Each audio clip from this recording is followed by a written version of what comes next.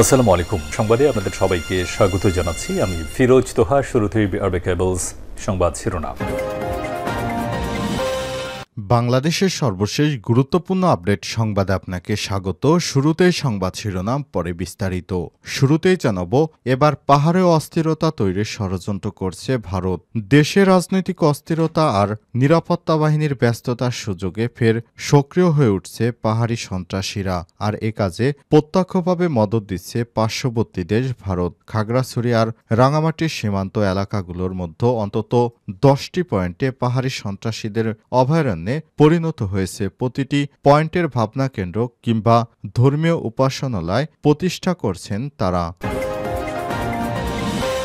এরপর জানাব, অভিযান চলাকালে ম্যাজিস্ট্রেটের ওপর হামলা, পুলিশসহ আহত 8। কুমিল্লার দাউদকান্দিতে কৃষিজমিতে অবৈধ ড্রেজার উচ্ছেদ অভিযানের সময় ড্রেজার সিন্ডিকেটের হামলায় পুলিশ ও ভূমি কর্মকর্তা সহ 8 জন আহত হয়েছে। আজ 13 ফেব্রুয়ারি উপজেলার ইলটগঞ্জ দক্ষিণ ইউনিয়নের লক্ষ্মীপুর গ্রামে এই ঘটনা ঘটে।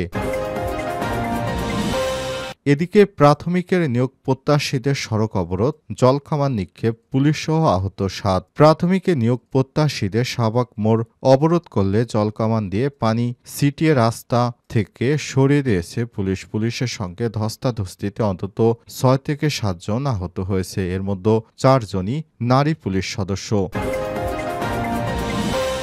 এবারে জানাবো, সৌদি আরব এবং মালয়েশিয়া গমন কর্মীদের জন্য ভাড়া কমালো বিমান। সৌদি আরব ও মালয়েশিয়া কর্মীদের জন্য নতুন কর্মী ভিসা এবং একক যাত্রা টিকিটের ক্ষেত্রে টিকিট মূল্য হ্রাস করা হয়েছে। বৃহস্পতিবার 13 ফেব্রুয়ারি বেসামরিক বিমান পরিবহন ও পর্যটন মন্ত্রণালয়ের এক সংবাদ বিজ্ঞপ্তিতে সব তথ্য জানানো হয়েছে। বিজ্ঞপ্তিতে বলা হয়, বিমান বাংলাদেশ এয়ারলাইন্সের প্রাথমিক পর্যায়ে আগামী 30 জুন পর্যন্ত ঢাকা থেকে সৌদি আরবের জেদ্দা, রিয়াদ, মদিনা, দাম্মামগামী কর্মীদের জন্য বিদ্যমান যথাক্রমে $480, $400, $430 ও $400 বিপরীতে ভাড়া নির্ধারণ করা হয়েছে $360, যা বাংলাদেশি মুদ্রায় 43,812 টাকা। এছাড়া মালয়েশিয়া কুয়ালালামপুরগামী কর্মীদের জন্য বিমান ভাড়া $180 পরিবর্তে $150 টাকা, যা বাংলাদেশি টাকায় 18,255 টাকা নির্ধারণ করা হয়েছে। এদিকে বাতিল হচ্ছে হাসিনা এবং শেখ রেহানার পরিবারের প্লট। শেখ হাসিনা এবং তার পরিবারের লোকদের নামে পূর্বাঞ্চলে যে প্লট ছিল সেগুলো বাতিল করা হচ্ছে। এবং সর্বশেষ জানাবো, অন্তর্বর্তীকালীন সরকারের রাজনৈতিক স্বচ্ছতা দেখতে চায় বিশ্বব্যাংক। বাংলাদেশের বিভিন্ন অর্থনৈতিক সংস্কারে সহযোগিতা করছে বিশ্বব্যাংক। বর্তমান শাসন ব্যবস্থার প্রতি সমর্থন জানিয়ে সংস্থাটি বলছে, রাজনৈতিক রূপান্তরে এ সময়ে শাসন ব্যবস্থা এবং স্বচ্ছতার উন্নতি জরুরি। এর মাধ্যমে একটি ন্যায্য বাংলাদেশের ভিত্তি স্থাপন করতে হবে। প্রিয় দর্শক, এতক্ষণ শুনছিলেন সংবাদ শিরোনাম, এবারে বিস্তারিত। তবে তার আগে বন্ধুরা, অনুরোধ থাকবে সংবাদটিতে একটি লাইক দিন। এই চ্যানেলে আপনি নতুন হয়ে থাকলে আমাদের সংবাদটি দেখতে দেখতে চ্যানেলটি সাবস্ক্রাইব করে রাখুন। কমেন্ট করে বন্ধুরা আপনার মূল্যবান মতামত জানিয়ে দিন আপনি বিশ্বের কোন দেশ থেকে বা বাংলাদেশের কোন স্থান থেকে আমাদের সংবাদটি দেখছেন এবং শুনছেন। এবারে বিস্তারিত। এবার পাহাড়েও অস্থিরতা তৈরির ষড়যন্ত্র করছে ভারত। দেশে রাজনৈতিক অস্থিরতা আর নিরাপত্তা বাহিনীর ব্যস্ততার সুযোগে ফের সক্রিয় হয়ে উঠেছে পাহাড়ি সন্ত্রাসীরা আজ। আর এ কাজে প্রত্যক্ষভাবে মদত দিচ্ছে পার্শ্ববর্তী দেশ ভারত। খাগড়াছড়ি আর রাঙামাটির সীমান্ত এলাকার মধ্যে অন্তত 10টি পয়েন্টে পাহাড়ি সন্ত্রাসীদের অভয়ারণ্যে পরিণত হয়েছে। প্রতিটি পয়েন্টে ভাবনা কেন্দ্র কিংবা ধর্মীয় উপাসনালয় প্রতিষ্ঠা করছেন তারা। এসব ভাবনা কেন্দ্রের আড়ালে চলছে সন্ত্রাসী তৎপরতা। নিরাপত্তা বাহিনীর পক্ষ থেকে সব এলাকায় অভিযান চালালেই করা হয় অপপ্রচার। শতাধিক ফেসবুক পেজ ও অ্যাকাউন্ট এবং বিভিন্ন নামে বেনামে কমপক্ষে 10টি ওয়েব পোর্টাল ব্যবহার করে অপপ্রচার চালানো হচ্ছে সেনাবাহিনীর বিরুদ্ধে, যার বেশিরভাগই চলছে সীমান্তের ওই পার ভারতের নেটওয়ার্ক ব্যবহার করে। সচেতন মহল বলছে, প্রাকৃতিক সৌন্দর্যের লীলাভূমি পার্বত্য চট্টগ্রামকে কেন্দ্র করে আঞ্চলিক আঞ্চলিক সাম্রাজ্যবাদী শক্তির অপতৎপরতা চলছে দেশ স্বাধীনতার পর থেকেই। পাহাড়ের আঞ্চলিক সশস্ত্র সংগঠনগুলোকে অস্ত্র যোগানের পাশাপাশি সরাসরি আশ্রয় প্রশ্রয় দেওয়ারও অভিযোগ রয়েছে ভারতের বিরুদ্ধে। শুরু থেকে এসব সশস্ত্র সংগঠনগুলোকে মোকাবেলা করে আসছে বাংলাদেশের নিরাপত্তা বাহিনী। সন্ত্রাসের বিরুদ্ধে অব্যাহত অভিযানে কোণঠাসা হয়ে পড়েছে তারা, কিন্তু তাদের পুনর্গঠিত করার মিশন নেয় ভারত। ১৯৯৭ সালের ২ ডিসেম্বর তৎকালীন প্রধানমন্ত্রী শেখ হাসিনার মাধ্যমে কথিত শান্তি চুক্তির নামে পার্বত্য এলাকায় সেনাবাহিনীর আধিপত্য কমিয়ে আনার ষড়যন্ত্র সফলভাবে বাস্তবায়ন করে দেশটি। কথিত এই শান্তি চুক্তির কারণে দুর্গম এলাকাগুলো থেকে ২৪৬টি সেনা ক্যাম্প প্রত্যাহার করা হয়েছে। পাহাড়ে বসবাসরত বাঙালিদের বঞ্চিত করে ক্ষুদ্র নিগোষ্ঠী সম্প্রদায়ের মানুষের প্রাধান্য দেয়া শুরু হয় রাষ্ট্রীয়ভাবে। সেনা তৎপরতা কমে আসার সুযোগে ফের সংগঠিত হয় পাহাড়ি সন্ত্রাসীরা। আগে একটি সশস্ত্র গ্রুপ থাকলেও এখন ৬টি সশস্ত্র সংগঠনের অপতৎপরতা রয়েছে পাহাড়ে, যাদের মূল কাজ হল পার্বত্য চট্টগ্রামকে আলাদা করে রাষ্ট্র হিসেবে বাংলাদেশকে দুর্বল করা।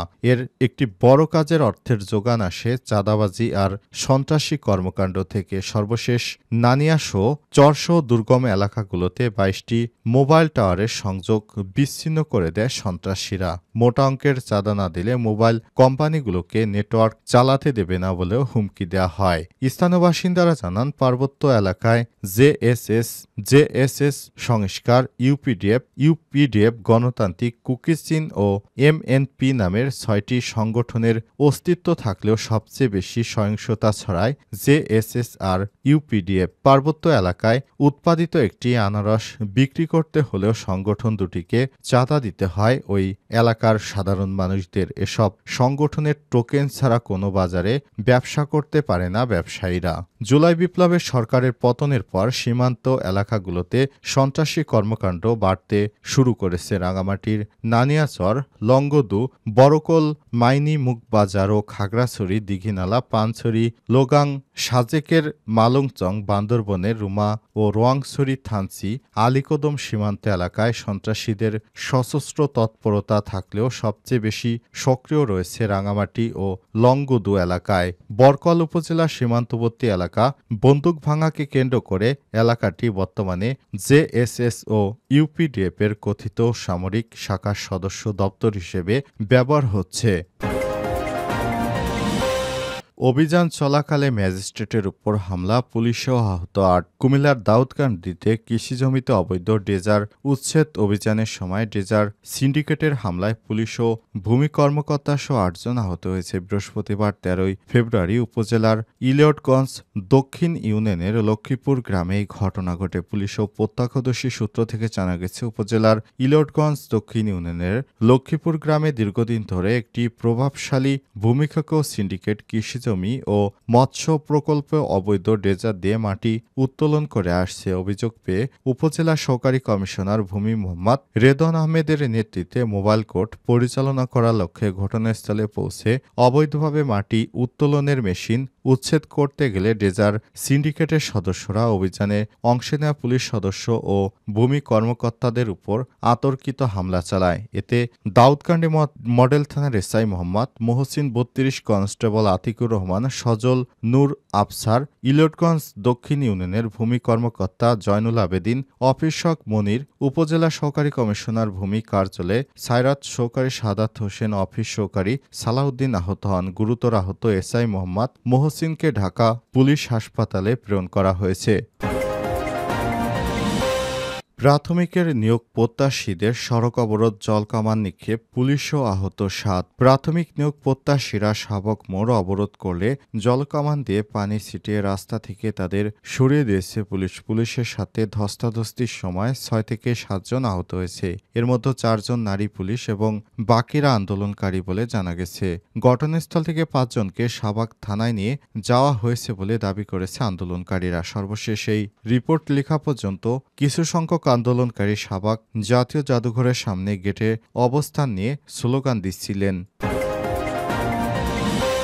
সৌদি আরব ও মালয়েশিয়া গমনকারী কর্মীদের জন্য ভাড়া কমালো বিমান। সৌদি আরব ও মালয়েশিয়া গমন ইস্যুদের জন্য নতুন কর্মী ভিসা এবং একক যাত্রা টিকিটের ক্ষেত্রে টিকিটের মূল্য হ্রাস করা হয়েছে। বৃহস্পতিবার ১৩ ফেব্রুয়ারি বেসামরিক বিমান পরিবহন ও পর্যটন মন্ত্রণালয়ের এক সংবাদ বিজ্ঞপ্তিতে এসব তথ্য জানানো হয়েছে।